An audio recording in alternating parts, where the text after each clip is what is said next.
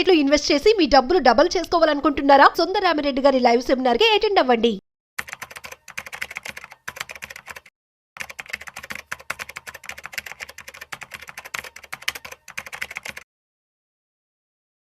నమస్తే, welcome to Suman TV. నేను Udayasri. President మనతో ఉన్నారు సీనియర్ స్టాక్ మార్కెట్ అనలిస్ట్ ప్రభు మాలింపాటి గారు. వారితో మాట్లాడదాం. హలో అండి, welcome to our studio. Hello అండి. ప్రెసెంట్ స్టాక్ మార్కెట్ ఎట్లా ఉందండి? రేపు ఎట్లా ఉండబోతోంది? కొత్తగా ఇన్వెస్ట్ చేయాలనుకునే వాళ్ళు ఇన్వెస్ట్ చేయొచ్చా? ఇది కరెక్ట్ టైమేనా ఇన్వెస్ట్ చేయడానికి? లాస్ట్ 3 days నుంచి ఇవాళ తీసేస్తే నిన్నటి దాకా ప్రాఫిట్ బుకింగే ఉంది. 2 days పెద్ద సివియర్ సెల్లింగ్ ఏం లేదు. నిన్న బాగా సెల్లింగ్ అయింది. ఎందుకు అంటే మెయిన్ కారణం ఏంటి?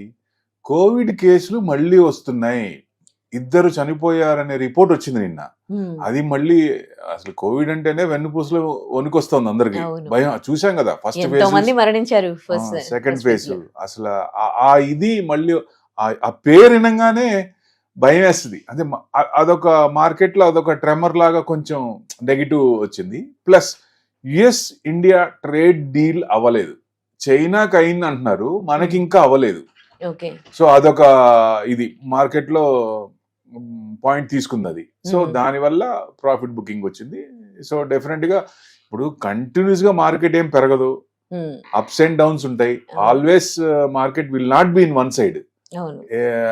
ఎందుకంటే కొత్త నీరు రావాలి, కొత్త అకౌంట్స్ రావాలి, కొత్త వాళ్ళు మార్కెట్ లో ఇన్వెస్ట్మెంట్ చేయాలంటే ఎప్పుడు చేస్తారు?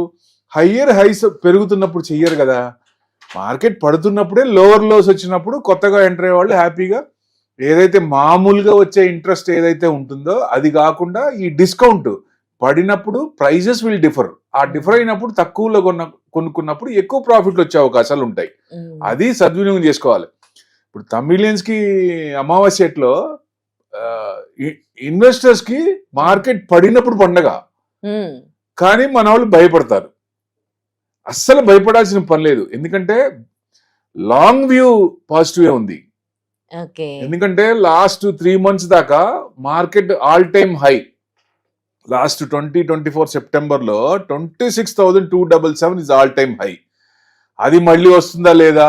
21,743 వరకు వెళ్ళింది, మళ్ళీ వస్తుంది. అక్కడి నుంచి యూటర్న్ తీసుకొని మళ్ళీ 2,500, 2,500, 200 దాకా వచ్చింది. అంటే 3,500 పాయింట్స్, 3,400 పాయింట్స్ పెరిగింది. సో మరి కొంచెం ప్రాఫిట్ బుకింగ్ రావాలిగా, కంటిన్యూస్ గా ఉండదు కదా. సో కన్సాలిడేషన్ ఫేజ్ లో ప్రాఫిట్ బుకింగ్ అవుతోంది నెగిటివ్ సైడ్. సో ఇది మంచికే, మన మంచికే. ఎవరికైనా కొనుక్కోవాలనుకున్నప్పుడు ఏ కంపెనీ అన్నా కొనుక్కున్నప్పుడు ప్రైజెస్ ఎక్కువ రేట్లు పెట్టి కొనలేరు కదా. కొనడానికి కూడా భయపడతారు కంటిన్యూస్ గా పెరుగుతుంటే. So ups are always permanent, downs are not. మీరు ఎప్పుడైనా చూడండి, మార్కెట్ స్టార్టింగ్ నుంచి 100 points స్టార్ట్ అయినప్పుడు ప్రతి ఇయర్ వెనక్కి చూసుకుంటుంటే డౌన్స్ ఆర్ నాట్ పర్మనెంట్. మీరు వచ్చి మళ్ళీ యూటర్న్ తీసుకుంటుంది. లాస్ట్ హై కంటే మళ్ళీ ఆల్ టైమ్ హై కంటే మళ్ళీ ఆల్ టైమ్ హై వెళ్తుంది కదా. అట్లానే పెరుగుతూ ఉంటుంది. కాబట్టి ఆ డౌన్స్ అనేవి మనకి ఒక ఇదిలాగా చూడాలి. దాన్ని చిన్న డౌట్ చెప్పండి. ఇప్పుడు డౌన్స్ అయినప్పుడే అంటే కొత్తగా ఇన్వెస్ట్ చేసే వాళ్ళు అప్పుడు కొనుక్కోవడం బెస్టా? అయితే always cash is the king. ఇప్పుడు ఎక్కడ ఎండ్ పాయింట్ స్టార్టింగ్ పాయింట్ ఎవరు చెప్పలేరు. ఇక్కడ దాకా వస్తుంది, అయిపోయిన దాకా ఇక్కడ నుంచి యూటర్న్ తీసుకుంది అంటాం, కానీ కరెక్ట్ గా 21,743కి వచ్చి ఇక్కడ నుంచి తిరుగుతుందని చెప్పలేరు. సో అందాజ్, ఇట్స్ ప్రిడిక్షన్స్. అన్ని ప్రిడిక్షన్స్ ఉంటాయి. 21,800 దగ్గర కొంచెం తీసుకోవచ్చు అనుకున్నప్పుడు అటు ఇటు 30-40 పాయింట్స్ అటు ఇటు ఉండొచ్చు. So max to max 10 predictions ఇచ్చినప్పుడు 8 to 9 మన క్లిక్ అయింది అనుకోండి, మా ఇన్వెస్టర్స్ అందరూ హ్యాపీగా ఉంటారు. అది చూడాలి. ఎవరైనా మీ అనలిస్ట్ కానీ ఎవరైనా ఉన్నప్పుడు వాళ్ళు ఏం చెప్తున్నారు, ఎలా చెప్తున్నారు. It's not a rocket science. Every one can do. ఎందుకంటే సంపాదించింది మీరు, హార్డ్ ఎర్న్ మనీ మీది. సో ఇన్వెస్టర్, నా ఉద్దేశం ఆ ఇన్వెస్టర్స్ అప్పుడు ఏం చేయాలా? పెట్టేటప్పుడు నేను ఎక్కడ పెడుతున్నాను, ఎందుకు పెడుతున్నాను, కాజ్ ఏంటి, కారణాలు ఏంటి, నా గోల్స్ అండ్ టార్గెట్స్ ఏంటి, దిస్ అ మెయిన్ క్రైటీరియా. అంతే.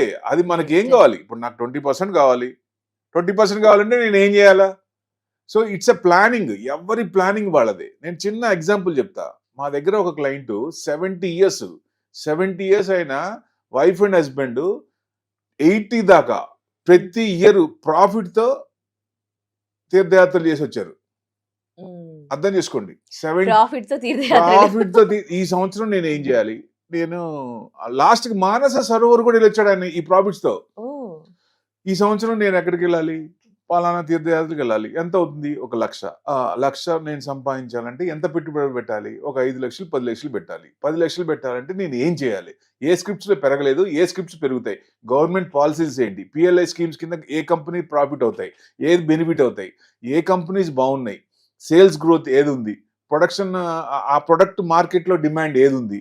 సో ఇవన్నీ స్టడీ చేయాలా. అన్ని చూస్తుంటే మన చుట్టూతా ఉన్నాయి. చిన్న ఎగ్జాంపుల్ చెప్తా ఇంకోటి, కాల్గేట్ మనం చిన్నప్పటి నుంచి చూస్తున్నాం. ఎఫ్ఎంసీజీ అది ఎవర్ గ్రీన్ కదా, ఎఫ్ఎంసీ కాల్గేట్ ఇంకా నడుస్తుంది కదా. మీ చిన్నప్పుడు కాదు, మా చిన్నప్పుడు కాదు, నా ముందు తరం, మా ఫాదర్ తాత తరం వాళ్ళు కూడా కాల్గేట్ చూశారు కదా. సో అది ఇంకా నడుస్తున్నాను కదా, ఎవర్ గ్రీన్ అది. సో అట్లాంటి కంపెనీలు మన తెలుగు ప్రకారం నవరత్నాలు తీసుకోండి, 9 సెంటిమెంట్ కదా నవరత్నాలు అంటే, 9 సెక్టార్లు తీసుకోండి. ఒక్కొక్క సెక్టార్ నుంచి మనకి నచ్చిన కంపెనీ, ఫండమెంటల్స్ ఉన్న కంపెనీ ఒకటి తీసుకోండి. ఆ 9 చాలు మనం వెల్తీయర్ అవటానికి. సో ఆ 9లో ఒకటి మల్టీబ్యాగర్ చాలు మీరు బిలియనర్ అవటానికి. సో ఇట్స్ అ ప్లానింగ్, ఎవరి ప్లానింగ్ వాళ్ళదే.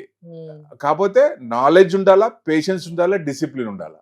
ఈ 3 ఉంటే every one can earn in the market.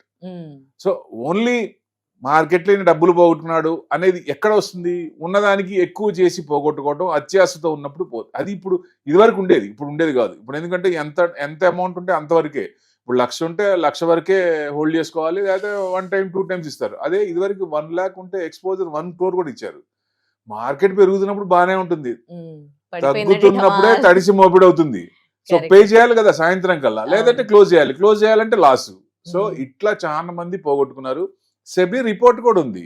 ఇప్పుడు రీసెంట్ గా తక్కువ మార్జిన్ అని చెప్పి ఆప్షన్ లో సంపాదించిన డబ్బులు దాంట్లో పెట్టుకొని క్యాపిటల్ ఎరోజన్ అవుతుంది, కనపడదు. టైం డికే అయిపోతున్న కొద్దీ ఏముండదు, ఇంకా అయిపోతుంది, 0 అయిపోద్ది మన అకౌంట్. సో ఎవరైనా సరే ఆప్షన్ జోలికి వెళ్ళాలి అని బలంగా అనుకుంటే ఈక్విటీలో ఇన్వెస్ట్మెంట్ చేయండి. ఈక్విటీలో ఇన్వెస్ట్మెంట్ చేసిన తర్వాత ఆ వచ్చిన ప్రాఫిట్ లోంచి కొంత అమౌంట్ రిస్క్ చేయండి, దట్స్ బెటర్. అప్పుడు ఏంటంటే ఇది పోయినా పెద్ద నష్టం కాదు. నేను ఒక 10 లక్షలు నా దగ్గర ఉన్నప్పుడు, నేను 1,00,000 పోతే నేను ఇబ్బంది పడతాను అనుకున్నప్పుడు don't touch the trading, go for only investment, it's fine. మీరు వెల్త్ క్రియేట్ కావాలంటే ప్లానింగ్ ఏం చేయాలనేది ముఖ్యం. ఎందుకంటే ఇవాళ మీకు కోటి ఉంది, 10 సంవత్సరాల తర్వాత మీకు 1 crore ఉంటే యు ఆర్ ఇన్ డెఫిసిట్ లెక్క. Why? Because inflation will grow like anything, పెరుగుతూనే ఉంది కదా. ఇన్ఫ్లేషన్ పెరుగుతూ ఉంది, 6 to 7% ఉంది. ఇప్పుడు ₹1,00,000 ఉన్నా మీరు 10 సంవత్సరాలు అదే కోటి ఉంటే మీకు ₹1,00,000 అయినట్టే వాల్యూ ప్రకారం. అన్ని వస్తువులు, పప్పులు, దినుసులు అన్ని పెరిగి ఉంటాయి. ఇవాళ ఒక రేట్ ఉంటే 10 సంవత్సరాల తర్వాత అది 10 times 20 times ఉంటది. సో మీ క్యాపిటల్ తగ్గిపోట్లా. సో మీరు సంపాదించిన అమౌంట్ మీద దాన్ని బీట్ అవ్వాలంటే, ఇన్ఫ్లేషన్ బీట్ అవ్వాలంటే ఏం చేయాలి? దారులు వెతకాలి. ఏ దారులు వెతకాలి? ఇన్వెస్ట్మెంట్. ఇంకా మీకు ఆల్టర్నేట్ సోర్స్ ఏమైనా ఉందా? ఎక్కడన్నా ఉందా? ఇప్పుడు అసెట్ క్లాస్ లో ఇప్పుడు ఈక్విటీ చేస్తాం, రియల్ ఎస్టేట్ చేస్తాం. రియల్ ఎస్టేట్ అందరు చేస్తారా? చేయలేరు. తర్వాతే గోల్డ్, సిల్వర్. అంటే ఏ అసెట్లు ఎప్పుడు పెట్టాలి అనేది ఒక అనలిస్ట్ అయితే ఎవరైతే ఉన్నారో వాళ్ళ దగ్గర సూచనలు, సలహాలు తీసుకొని, హార్డ్ అండ్ మనీ మీకు టైం లేదు అనుకున్నప్పుడు వాళ్ళ సలహాలు తీసుకొని చేయటం ఉత్తమం. అలా చేస్తే బెస్ట్. ఇప్పుడు మార్కెట్ ని ఎలా చూడాలి? ఇప్పుడు మనం ఇప్పుడే అనుకున్నాం ఆల్ టైమ్ హై, మొన్నటిదాకా డౌట్, ఇప్పుడు వస్తుంది అనుకున్నాం. డిసెంబర్ లోపల ఆల్ టైమ్ హై వచ్చే అవకాశం ఉంది. అంటే 26,277. అంత మనకి టైం ఎంత ఉంది? 6 months ఉంది. ఇప్పుడు మనం ఎంత డిఫరెన్స్ లో ఉన్నాం? ఆల్ టైమ్ హైకి 5% డిఫరెన్స్ లో ఉన్నాం, away from all time high. So 1% per month ఇచ్చినా ఆరాంగా ఆల్ టైమ్ హై వచ్చేస్తుంది కదా. ప్రొవైడెడ్ ఈ వార్స్ కానీ, ఈ ఏదన్నా అన్సర్టనిటీ ఉన్నది, నెగిటివ్ న్యూస్ ఏదన్నా అలాంటివి వస్తే కొంచెం డిప్ వస్తుంది. అంటే హెవీగా డిప్లు వస్తాయా అంటే హెవీగా డిప్లు రావు.